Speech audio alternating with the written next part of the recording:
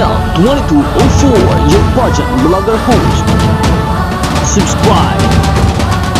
Magandang araw Pilipinas and good day pageant lovers, welcome back sa ating channel, and today we are celebrating another milestone in the Philippines pageantry dahil may panibagong corona na naman tayong iuuwi mula sa international stage.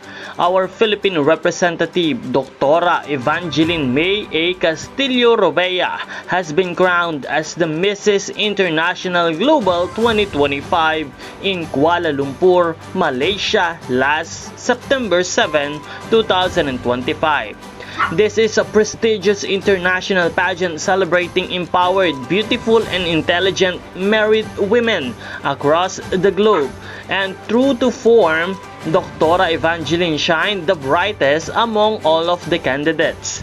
Hindi lang basta siya nag-uwi ng main title dahil nag-dominate din siya ng mga special awards.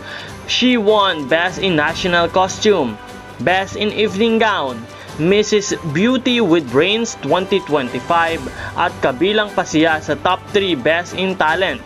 Truly, Dr. Evangeline proved na hindi lang siya maganda, kundi may puso, may galing at may talino na ipinakita throughout the competition.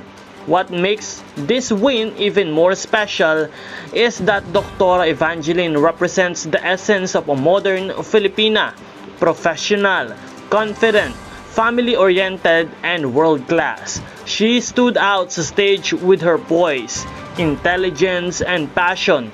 Kaya naman hindi nakakapagtakang siya ang napili bilang bagong Mrs. International Global.